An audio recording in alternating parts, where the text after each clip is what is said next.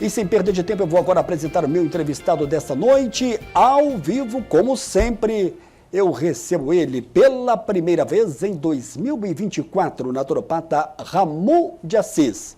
Naturopata Ramon de Assis, muito boa noite, prazer recebê-lo aqui ao vivo, nesse nosso primeiro bate-papo de 2024 e nessa sequência de muita informação com qualidade acima de tudo, esclarecendo muito, é claro, em torno da naturopatia. Boa noite, Ramon. Boa noite, Samuel do Vale, boa noite a todos que nos acompanham. É um prazer estar aqui, né, iniciando esse ano aí e trazendo sempre aí as dicas de saúde e, claro, dicas de saúde natural para todo mundo. Nós fechamos o ano de 2023, foi no dia 19 que você esteve aqui. Foi. Pouco antes aí do Natal, quase uma semana antes do Natal. Estamos voltando agora nesse dia 16 de janeiro, trazendo também muita informação. Nosso tema está na tela. Saúde e as diferenças culturais, as diferentes culturais ou as diferentes culturas. Isso. O Ramon, existe diferença nessa questão da saúde quando a gente fala o nome da naturopatia, para que a gente possa começar esse bate-papo? Com certeza, Samuel. É importantíssimo esse tema, né?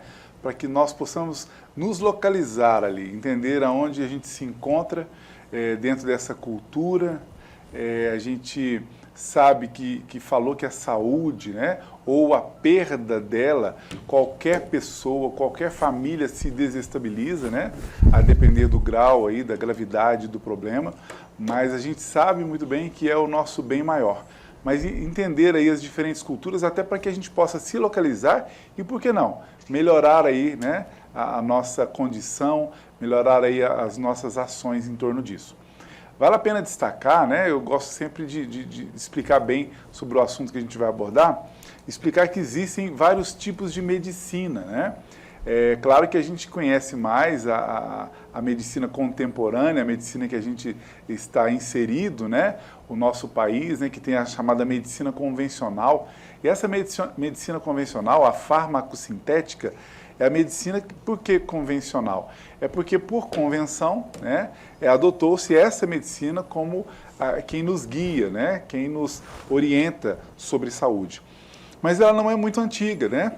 Ela tem aí pouco mais de 200 anos de existência nesse formato, né, utilizando mais dos fármacos sintéticos, né, de medicamentos químicos. Claro que muitas vezes extraído ali de uma substância natural, né, o princípio ali, mas sempre com compostos que vão ali ter seus efeitos estipulados ali por quem estuda aquele tipo de medicamento. Então, esses são os remédios, famosos remédios químicos, né, que a gente já conhece.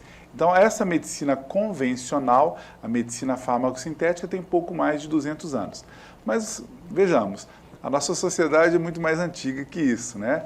Nós temos aí datas de milênios aí da nossa sociedade e, claro, que por mais que a gente pense que eram medicinas muito primitivas, mas tinham ali, né, questões que se resolviam muito bem com outros tipos de medicina. Então, vale a pena a gente relembrar, a gente já falou um pouco sobre isso em outros programas, mas lembrar, por exemplo, que a medicina xamânica, né, dos xamãs, ela que data cerca de 40 mil anos de existência, né? Olha só, é uma medicina que é muito respeitada ainda hoje, até por algumas culturas de alguns países. Por quê? Porque muitas das práticas utilizadas há milênios ainda são utilizadas hoje com muito sucesso, com muito êxito, né? Então, os xamãs utilizavam muito ali do conhecimento das plantas, né? O que hoje é conhecido como fitoterapia, que está dentro aí da própria naturopatia, mas não é só a naturopatia que utiliza da fitoterapia, né? A medicina, eu falei da medicina xamânica, com cerca de 40 mil anos de existência, mas tem a medicina ayurvédica ou a medicina indiana, né? Que data também como das medicinas mais antigas, e ela tem cerca de 7 mil anos de existência, 6.500 anos, 7 mil anos de existência. Depois da xamânica é a que se tem conhecimento de maior tempo de existência. Depois nós temos a medicina tradicional chinesa, né, que tem cerca de 4.500 anos.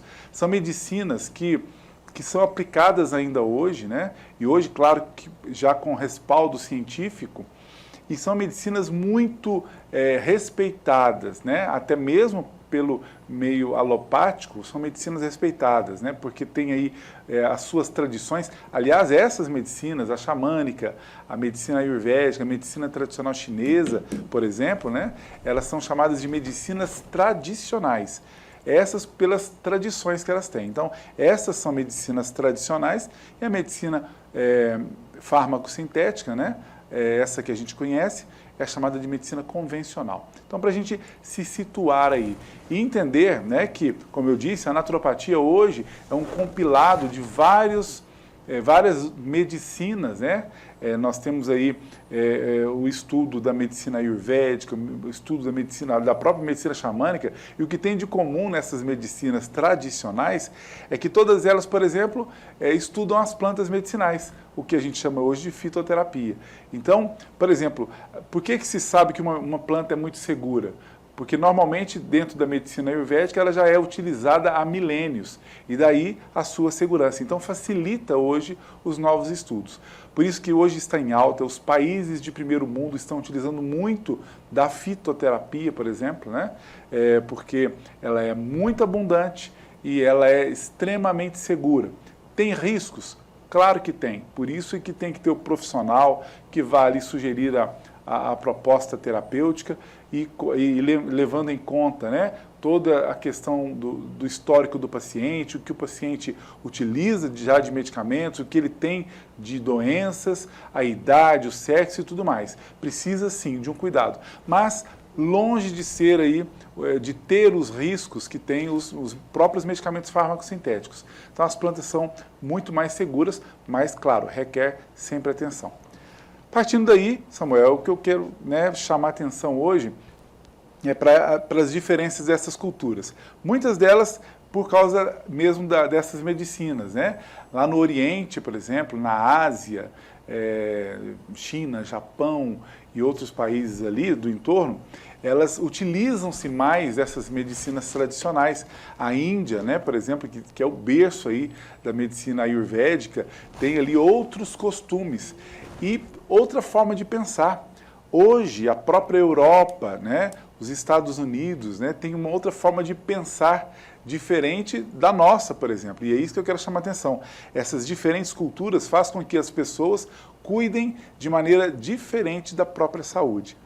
E eu quero dizer, por exemplo, que a nossa cultura brasileira ainda tem, eu vejo que está mudando, vagarosamente, mas está mudando, mas ainda tem o costume de procurar algum tipo de medicina quando aparece uma doença. Então a nossa cultura ainda é essa, né? Uma cultura um tanto descuidada, porque a gente vai tocando a vida ali de qualquer jeito, comendo qualquer coisa, fazendo como pode, e quando se depara com uma doença, aí a gente vai cuidar dela. E aí, claro, muitas vezes pode ser tarde demais, que é o caso aí de uma hipertensão arterial sistêmica, é o caso aí de uma diabetes e tantas outras doenças, mas essas são das mais comuns. Aí a pessoa já entra, estou com esse problema, e aí já pode ser tarde demais para que a gente volte a uma normalidade. Se a pessoa modificasse essa cultura, essa forma de pensar, provavelmente isso tudo poderia ser evitado. Muito bem, a gente vai falar sobre a questão da prevenção, que a palavra naturopatia está muito ligada, né, com a palavra prevenção. Mas eu gostei da sua explicação aí, e quando você menciona que são um pouco mais de 2 séculos da medicina convencional, né, que todo mundo está muito acostumado, que aí na farmácia, lá já pronto resolver a dor, sim, sem talvez achar a causa especificamente, aí eu fico pensando, e antes disso, a gente fica imaginando que já existia ali, portanto, uma medicina natural. É por aí, Ramon? É por aí. E isso é às vezes até fascinante. De modo inconsciente, muita gente. Sim, né? Na verdade, a gente quando a gente fala que a medicina convencional tem apenas cerca de 200 anos, a gente já começa a se perguntar, e antes? Como é que as pessoas se tratavam, né? A gente pensa, e outra... Já existia algum chá, já existia alguma planta. Exatamente. E isso é legal da gente investigar, porque já existia. E por milênios, na época de Cristo, por exemplo, né? Não existiam os fármacos sintéticos, né? A forma de se tratar era uma forma formas naturais, né? Aí não tinha esse nome técnico da naturopatia, mas era já a naturopatia com suas diversas ferramentas. Então, quando a gente coloca isso, né? Quando a gente pensa nisso, a gente vê que existe uma riqueza e a sociedade sabia se cuidar. Claro que sem os estudos científicos adequados que nós temos hoje, né, para lançar a mão, e tanto que esses estudos científicos tanto beneficiam a medicina convencional, mas beneficiam também a própria naturopatia, que hoje está muito respaldada e hoje nós temos aí uma série de países de primeiro mundo, né, inclusive esses que eu citei, China, Japão, na Europa são vários países, Estados Unidos, que utilizam da naturopatia como principal meio de tratamento. E quando não se resolve pela naturopatia, nem sempre com esse nome, aí sim procura essa medicina fármaco-sintética, o que para nós aqui é a medicina principal no momento. Bom, e quem chega pela primeira consulta e às vezes quer um pouco mais de entendimento, de uma explicação sobre o que é a questão da naturopatia, você consegue fazer um resumo para esse paciente que às vezes chega um pouco sem o caminho correto da prevenção e da onde que ele está e como que ele vai ser tratado? Ah, perfeitamente. Primeiro que o paciente que nos procura hoje, né, é um paciente que ainda é assim, né? Eu até espero que essa cultura modifique também. Mas é aquele paciente que normalmente já passou por tratamentos convencionais e não teve êxito, né? Ah, eu tenho uma enxaqueca, já procurei tal profissional e não tive êxito. Então vou procurar na naturopatia para ver se resolve também, né? E como a naturopatia tem essa proposta, né, como você bem colocou no primeiro momento, né, de buscar as causas dos problemas, entendendo que a dor e qualquer dor, ela é simplesmente um bioindicador de que algo não está legal no nosso corpo. Por exemplo, a dor de cabeça. A pessoa sente uma dor de cabeça, hora porque ela ficou muito tempo sem comer, outra hora porque ela ficou muito nervosa, outra hora porque o que ela comeu não lhe fez bem. Então a gente percebe que tem várias causas para um único sinal, né, para um único sintoma, que é a dor de cabeça. E a medicina farmacosintética, claro, tem como tratar isso mais profundamente, mas em geral, e até por causa de cultura, nós buscamos resolver ali o problema da dor. E aí muitas pessoas ficam assim por anos, né? Sentiu uma dor de cabeça, toma um analgésico. Sentiu novamente, vai tomando. E aí vai mascarando a causa do problema, que pode ser, por exemplo, uma disfunção hepática, e aí, não tratando do fígado adequadamente, ela pode vir a ter um problema muito mais grave, muito mais sério. Ou então, aquela dor de cabeça pode ser um problema do pâncreas, quando vai ver, o problema também já ficou muito mais grave, e assim por diante. Então, chamar atenção para essa diferença cultural que existe, e nós estamos numa posição não muito boa, né? Que é aquela posição de procurarmos nos tratarmos só quando aparece um problema. A naturopatia não. Quando você bem colocou, Samuel, que quando um paciente nos procura, querendo entender isso, a gente explica que nós temos ali propostas de hábitos saudáveis, desde alimentação, né, qual a melhor atividade física para aquela pessoa e também quais são as ferramentas ali. A gente percebe que ele está já com uma dificuldade digestiva, então a gente coloca alguma proposta, alguma planta medicinal digestiva para já melhorar aquela condição. Então ele entende que nós estamos proporcionando saúde, ao invés de simplesmente tratar alguma doença. É o nosso primeiro e breve intervalo, daqui a pouco a gente volta na sequência do programa de hoje. Para você que está acompanhando o programa, a gente está ao vivo, você pode fazer a sua pergunta. A gente está falando hoje dentro da naturopatia sobre a questão da saúde, diferentes culturas. Ô Ramon, eu estou recebendo aqui algumas perguntas e todo mundo quer ter o seu problema resolvido na visão da naturopatia, né? Olá, Samuel, boa noite. Gostaria que o Ramon de Assis falasse, lembrando que é o naturopata Ramon de Assis, sobre a questão do omeprazol. Ele indicaria ou não? Meu pai faz uso há bastante tempo. Ô Ramon, como é que você comenta essa questão do omeprazol? Tem uma outra pergunta aqui, mas não consegui abrir, Ramon. Ah, sim. Então, primeiro temos que entender, né, o porquê que aconteceu o problema que o levou a tomar o omeprazol, né? Tem outros medicamentos da família aí.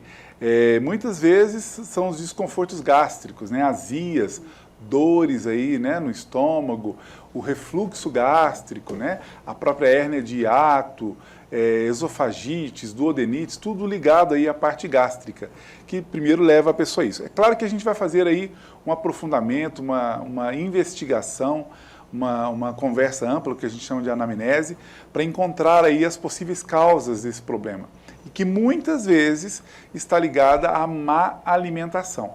Então, diante da má alimentação, e claro, às vezes de uma predisposição, existe aí o desequilíbrio do chamado pH gástrico, né, da acidez estomacal. E a partir daí começam os sintomas. O omeprazol, né, que muitas vezes muitas pessoas utilizam, ele vai ali, né, e tira o desconforto, ele tira a dor, ele resolve ali o sintoma do problema. Mas dificilmente o omeprazol vai tratar a causa do problema. Prova disso, né? Muitas pessoas que estão nos assistindo, Samuel, vão poder comprovar de que começou a tomar o omeprazol e uns já tomam por meses, outros por anos, né? Quando, na verdade, não deveria ser assim, deveria ser só um tempo provisório de uso. Então, a naturopatia trata, e trata muito bem. Nós temos as plantas, que são as protetoras gástricas, também para resolver o problema da dor, claro, né? Ninguém quer ficar sentindo dor, e a gente vai ali e resolve o problema da dor, mas nós temos também protocolos que vão estar regulando o pH gástrico da pessoa.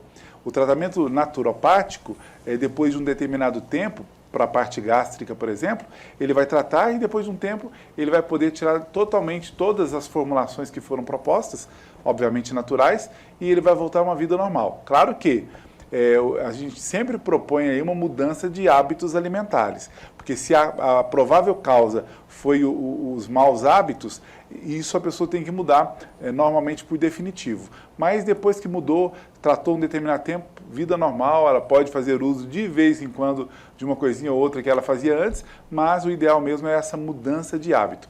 Que eu dei esse exemplo para o tratamento gástrico, mas isso vai também para outros tratamentos. Você já teve essa experiência do paciente chegar relatando a questão do uso do medicamento esse, de outros, e você perceber que o caminho está completamente equivocado, está completamente errado? Quase que diariamente. Olha para você ver, hein? A parte gástrica, um vício, né, quase. Eu posso dizer que é diariamente. Eu tenho algum paciente que reclama da parte gástrica. E como é que é essa mudança nesse, digamos, convencimento de que essa maneira não é adequada e que ele pode ter algo muito mais com uma solução agradável e com uma qualidade de vida? Com certeza. Aliás, a sua pergunta de agora tem tudo a ver com o tema do programa. Que é cultura diferente. É a mudança de cultura, né? E a gente propõe isso, entendendo que a maioria não são alimentos, são produtos alimentícios que nós alimentamos, né?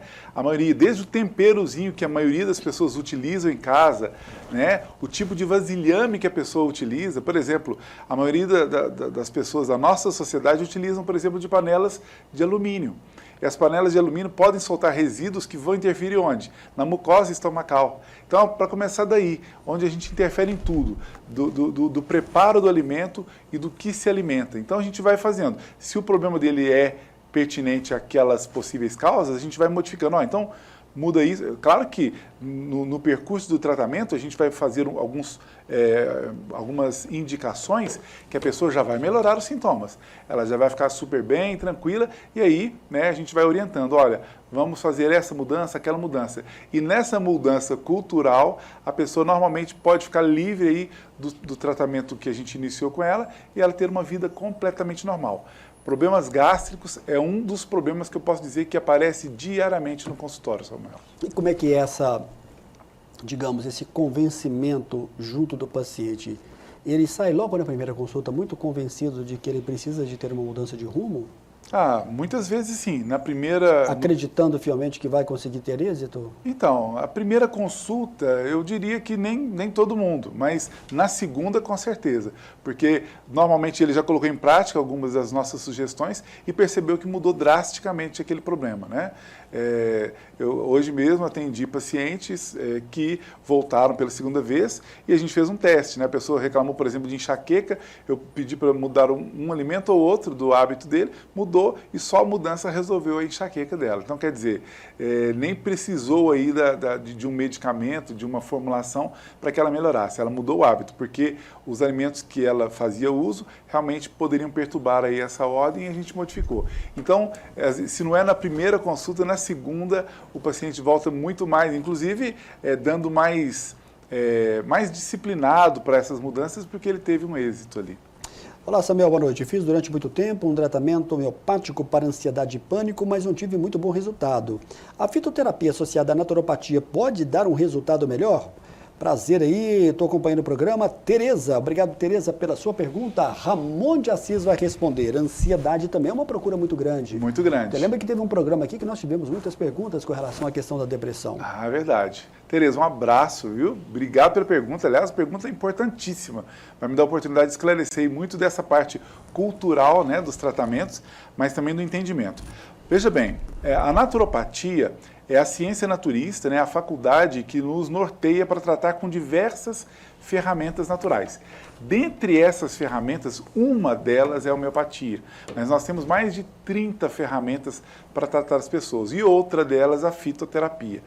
Eu que lecionei homeopatia, né, por alguns anos, então a gente teve uma larga experiência com homeopatia. É uma ferramenta fantástica, maravilhosa, extraordinária, eu diria. Mas a homeopatia não trata tudo, assim como a fitoterapia não trata tudo. Então, a naturopatia nos dá a oportunidade de perceber o que vai ser melhor para aquele paciente. Eu falo não trata tudo, por exemplo, muitas pessoas me falam da parte hormonal, né? Quando nós entramos aí na andropausa, no caso dos homens, na menopausa, no caso das mulheres, nós temos uma mudança no comportamento de produção de hormônios no nosso corpo. E a homeopatia normalmente não trata esse tipo de questão, né? Por quê? Até porque a menopausa ou a andropausa não são doenças a serem tratadas, é uma condição nova do organismo. Já a fitoterapia, nós temos as plantas tidas como fito-hormônios. Aliás, nós lá no início, quando a gente começou a participar aqui, a gente trouxe esse tema de fito-hormônios. Tem lá no meu canal do YouTube, Naturopata Ramon de Assis, vocês vão encontrar lá, se digitarem o tema fito-hormônio, eu vou lá explicar todo o programa sobre isso. E os fito-hormônios, ou as plantas fito-hormônios, conjugadas de uma determinada maneira, né, num determinado protocolo, elas têm a possibilidade de fazer a modulação hormonal, que é o quê? Estimular os hormônios que estão em baixa, baixar um pouco os hormônios que podem estar em alta, né? Por exemplo, um cortisol, devido a um alto grau de estresse, pode estar elevado. Então, a gente tem condição de fazer essa modulação, essa equalização dos hormônios, melhorando muito a condição do paciente no que diz respeito a isso. Então, aí já não é para homeopatia, já é para fitoterapia. Então, a depender de cada caso, a gente vai usar uma ferramenta distinta. No caso da ansiedade, como bem colocou o nosso telespectador, entender que a gente faz essa avaliação. Muitas vezes não vai ser para homeopatia, vai ser para fitoterapia, né? E ambas, a homeopatia, fitoterapia e outras ferramentas naturais, pertencem aí à naturopatia. Então, a naturopatia dispõe de diversas ferramentas. Eu acredito que alguma dessas ferramentas, ou mais de uma delas, pode ajudar muito a essa pessoa, a mais pessoas em relação à ansiedade, por exemplo. E dentro da questão das diferentes culturas, está também inserida sobre a questão da hipertensão arterial. Pessoas estão perguntando aqui, pelo menos duas. A Mônica, olá Samuel, boa noite.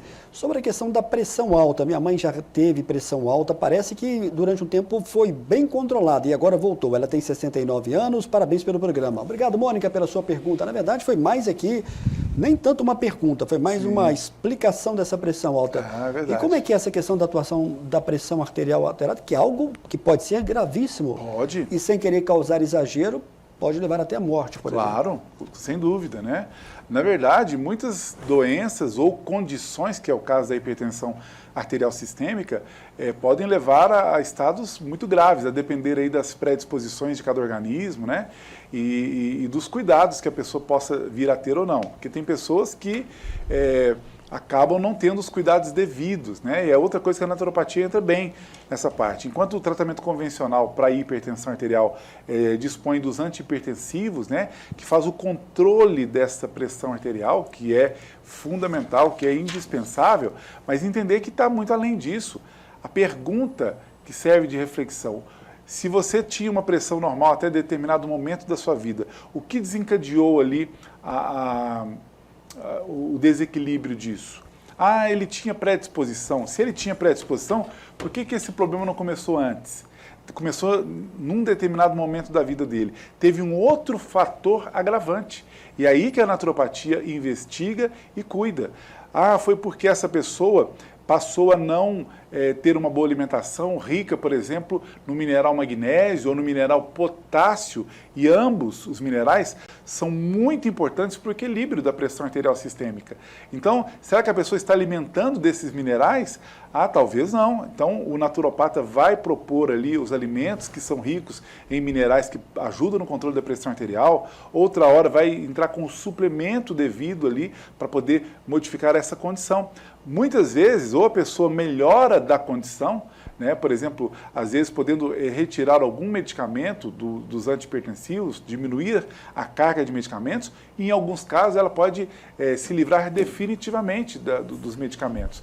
Claro que aí vai ser um conjunto de ações, né? Muitas vezes uma pessoa sedentária, com sobrepeso, com uma má alimentação, pode culminar numa hipertensão arterial sistêmica, mas nós corrigimos esses problemas, a pessoa pode vir a ter uma melhora muito grande e não ter que tomar, por exemplo, os medicamentos. Ô Ramon, você sabe que o seu nome dentro da naturopatia ele se torna muito forte, né, já nos últimos anos, e as pessoas gostam muito de saber a sua opinião. Sim. É uma pergunta tanto quanto polêmica. Olá, Samuel, boa noite. Pergunte ao Ramon de Assis sobre a questão do açúcar ou do adoçante. Sabemos que o açúcar traz sérios prejuízos à saúde, mas a questão do adoçante também não seria prejudicial? Parabéns pelo programa. Uma pena que o telespectador aqui não quis se identificar. Não tem problema, mas o Ramon de Assis vai dar aqui a sua opinião e falar. Aliás, sobre essa questão do açúcar e adoçante, também nós já abordamos aqui em outros programas. Já abordamos. Obrigado pela pergunta polêmica, né? Porque realmente é uma pergunta que muitos pacientes fazem para a gente no consultório, mas nem sempre gostam da resposta, né? Entender que quando a pessoa já não tem um problema instalado, né? No caso do açúcar, quando ela ainda não é diabética, se nós soubermos administrar ali, tudo bem, é tranquilo, né? Dá para administrar isso perfeitamente. Mas quando o problema já está instalado, aí entra a necessidade de algo mais radical, né? Uma dieta mais severa ali. Então, é por isso que a naturopatia, hoje, Samuel, curiosamente, a gente recebe muitos pacientes que não tem nada a tratar. Eles querem só continuar com condição de boa saúde. E para isso a gente tem boas orientações.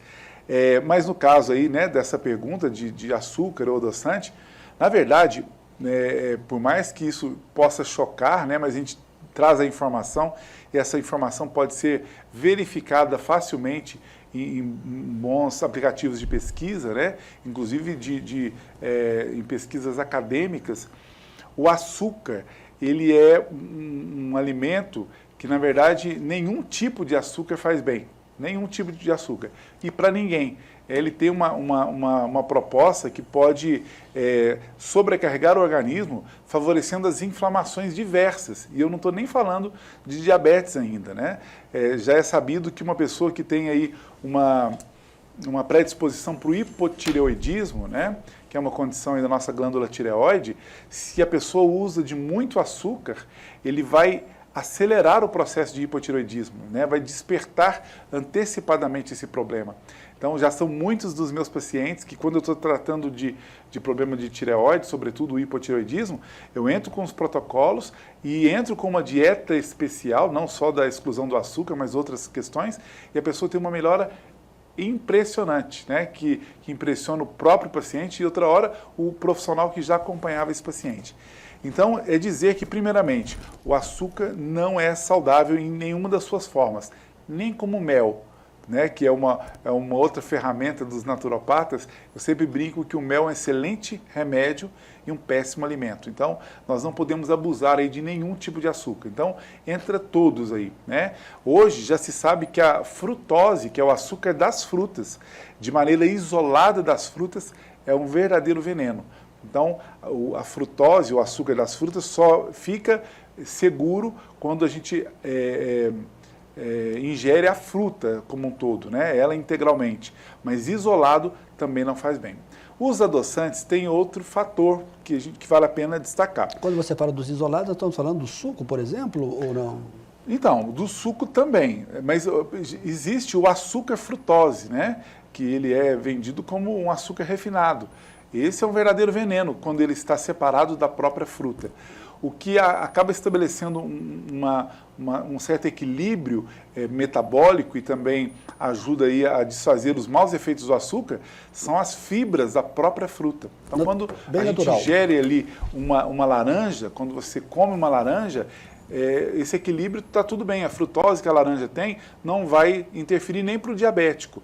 Mas se a gente toma um suco de laranja, já não vão as fibras, já não vai o bagaço. E isso vai desequilibrar ali a estrutura desse alimento. Então, já não é legal. Mas quando eu falo de frutose, é o açúcar isolado da própria fruta, né? Então, entender que os adoçantes, muitos deles são muito sintéticos ainda. Salvo aí, por exemplo, a estévia, né? Estévia é uma planta medicinal. Aliás, nós utilizamos a estévia, inclusive, para tratar diabetes, né? Mas para quem já teve a oportunidade de ir a uma casa de produtos naturais e vai encontrar lá a planta desidratada, por exemplo, né, a estévia, e provar da folhinha dela, né, colocar na boca, perceberá que ela é muito doce. O sabor dela é extremamente doce. E esse adocicado não interfere na parte glicêmica do nosso organismo e pode ser utilizado. Então, esse tipo de estratégia é interessante, mas outros adoçantes na sua composição mais química, né, já não é interessante, que pode desequilibrar, por exemplo, o pH do nosso sangue, favorecendo aí doenças mais graves. Bacana. Tudo também avisando aqui que eu tenho que chamar agora mais um breve intervalo. Daqui a pouquinho a gente vai voltar na sequência do programa de hoje, finalizando com mais perguntas, recebendo hoje com muito prazer no primeiro programa de 2024 com o naturopata Ramon de Assis.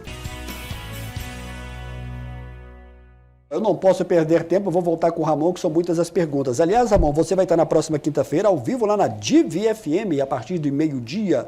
Um abraço para o Raimundinho, para a Ana Paula e para todos os nossos colegas lá da Co-Irmã, na Div FM.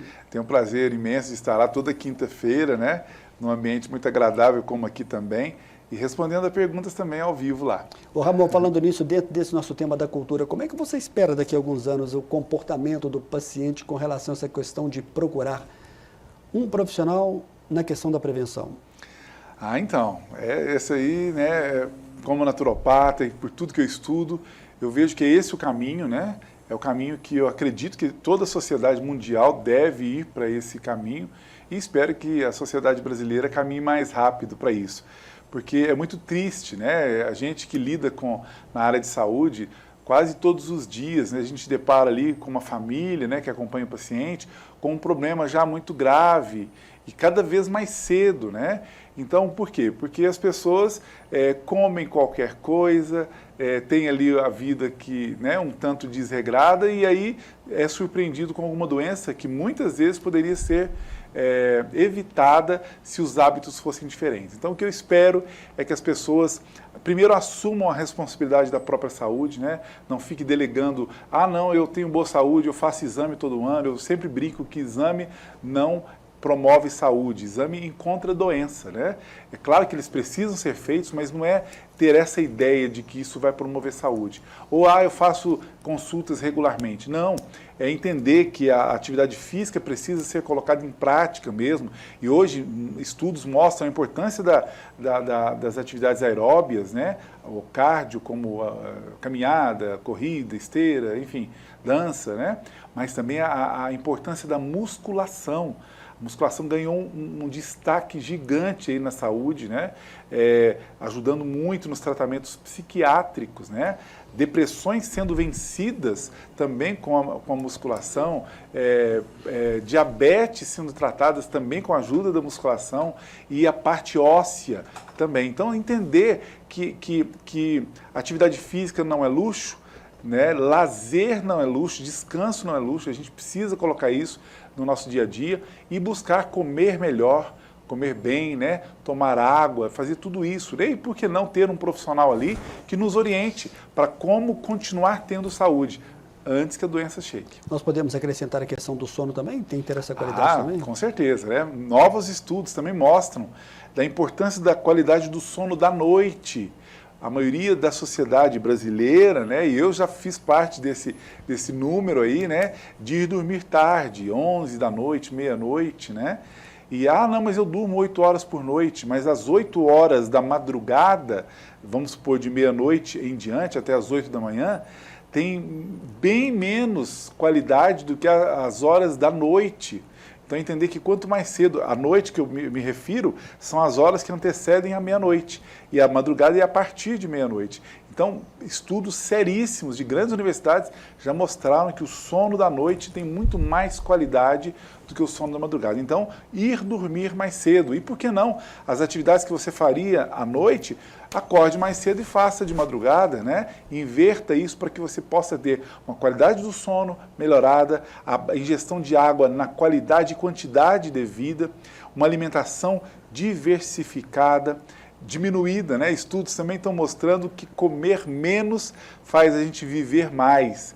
Então, comer pouco, mas comer uma variedade ali de oferta de alimentos e atividade física. E por que não? Lazer e descanso. Isso que a gente citou aqui agora, se as pessoas colocarem aí na sua proposta aí de 2024 ainda, vão ter uma saúde muito diferenciada. O Ramon, a gente está caminhando quase para o final do programa. Olá, Samuel, boa noite. Como sempre, ótima entrevista. Alto nível do seu entrevistado, Ramon de Assis. Quanto ao mel, talvez tenha me distraído. Faço uso constante, aproximadamente 1 colher por dia. Tenho pressão arterial, boa glicose, tenho boa saúde. Não ouvi corretamente sobre o mel. Caso tenha falado, se puder repetir, agradeço. Grande abraço, meu querido amigo Adilson Quadros, ex-vereador de nossa cidade.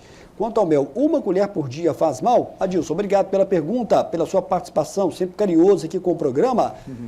O Ramon de Assis vai te responder. Adilson, um abraço, viu? Obrigado pela participação, pela pergunta. Então, na verdade, né, não é toda pessoa que pode tomar ali, fazer uso de açúcar todos os dias, né? Então tem que ser avaliado. Então o mel, que é um super, eu sempre brinco, um super remédio. Então eu como naturopata te indicaria não consumir todos os dias e no limite de 1 colher de chá ou de sobremesa de mel. Aí, por exemplo, se a pessoa não for diabética e nem pré-diabética, de 2 a 3 colheres no máximo, dessas que eu citei, por semana de mel. Agora, se a pessoa tiver algum problema, né, de diabetes ou pré-diabetes, nem isso, né, não vai poder usar, mas um bom profissional aí da área de saúde vai poder orientar melhor. Por quê? Porque o mel também é açúcar. Ele tem as suas qualidades terapêuticas, melhora a nossa imunidade, é broncodilatador, é antitussígeno, tem vários benefícios. Porém, tem que ser bem coordenado aí. Mas é muita gente que faz uso do mel Muita diariamente. gente, né? Você consegue mudar aí essas pessoas aí, Ramon, explicando então, essa situação? Né, a gente traz essa informação pautada em ciência, né, pautada em comprovação científica, no seu o que conhecimento. facilita muito para que as pessoas entendam, né? Eu sei que é polêmico quando eu falo do leite, né?